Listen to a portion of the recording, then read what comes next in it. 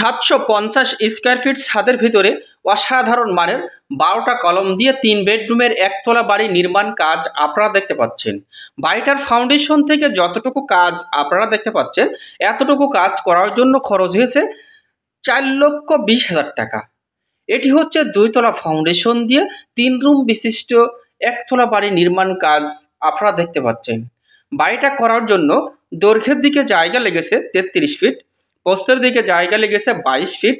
যদি এর আমরা দৈর্ঘ্য প্রস্থ হিসাব করি তাহলে আসে 726 স্কয়ার ফিট। এটা হচ্ছে সেন্টার টু সেন্টার। তো বাড়িটা নির্মাণ করার জন্য আসলে ফাউন্ডেশনটা আমরা কেমনভাবে করেছি, আপনি কিভাবে করলে কম বাজেটের ভিতরে এত সুন্দর মানের এই বাড়িটা নির্মাণ করতে পারবেন, তার পুরো ডিটেলটা জানতে হলে অবশ্যই ভিডিওটা আপনার কন্টিনিউ করতে হবে। আর এই যে বাড়িটির ড্রয়িং প্ল্যানটি অবশ্য ভিডিওর লাস্ট দিকে দেওয়া আছে, সুন্দরভাবে দেখে বুঝে নিতে পারবেন যে কিভাবে এই বাড়িটির ড্রয়িং প্ল্যানটি সাজানো হয়েছে খুবই অল্প জায়গার ভিতরে। তো অনেকে হয়তো ভাবছেন যে আমার 1 শতক বা 2 শতক জায়গা আছে, আমি সুন্দর একটি বাড়ি করব, কিন্তু আমি করতে পারছি না। তো তার জন্য অবশ্যই এই বাড়িটা খুবই সুন্দর বেটারফুল একটি বাড়ি নির্মাণ কাজ কিন্তু আপনি দেখতে পাচ্ছেন। দর্শক বন্ধু, বাড়িটাতে দেওয়া হয়েছে 12টা কলাম, আর 12টা কলাম দিয়ে এই 3 রুম বিশিষ্ট এই বাড়িটা নির্মাণ কাজ আপনারা দেখতে পাচ্ছেন। মেন গেটে করা হয়েছে সিঁড়ি। বাড়িটার ফাউন্ডেশন দেওয়া হয়েছে কিন্তু আমাদের 3 তলা, কিন্তু আমি সর্বপ্রথমে বলে ফেলেছি 2 তলা। ফাউন্ডেশন করা হয়েছে 3 তলা, বাড়িটি এখন আপাতত 1 তলা আমাদের কমপ্লিট করা হবে। তাহলে এই বাড়িটি কমপ্লিট করার জন্য আসলে আপনার কত টাকা বাজেট যাবে এবং এই বিল্ডিংটি শুধুমাত্র গাঁথনি শেষ করা পর্যন্ত আপনার কত টাকা যাবে। দেখেন, এখানে আমাদের 4,20,000 টাকা খরচ হয়েছে। এখানে যদি আর আপনি অতিরিক্ত আর 1,00,000 টাকা খরচ করেন তাহলে আপনার পুরো বিল্ডিংটা গাঁথনি কমপ্লিট হয়ে যাবে। আর এখান থেকে আরও যদি 2,00,000 টাকা খরচ করেন সেক্ষেত্রে আপনার 7টা কমপ্লিট হয়ে যাবে। আর ওখান থেকে আরও যদি 4,00,000 টাকা খরচ করেন তাহলে A to Z বিল্ডিংটা আপনার কমপ্লিট করতে পারবেন।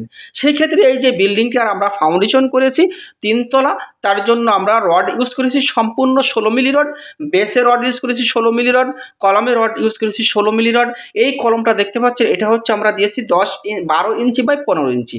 তার মানে এটা হচ্ছে পুরো বিল্ডিং এর মিডিলে পড়েছে এই কলামটা। এই কারণে এই কলামটা আমরা একটু বাড়িয়ে দিয়েছি। এটা হচ্ছে ড্রয়িং ডাইনিং, ওটা হচ্ছে সামনের সাইডের একটা বেডরুম।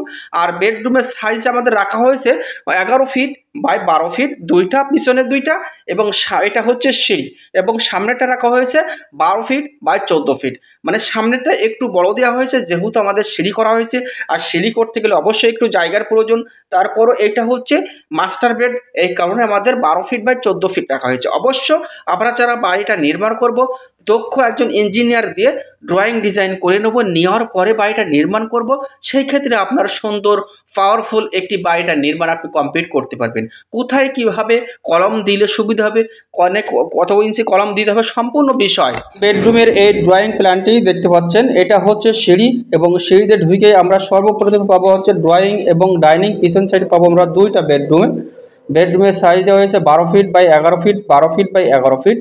সামনের সাইডের বেডরুমের সাইজ দেওয়া হয়েছে 12 ফিট বাই 14 ফিট।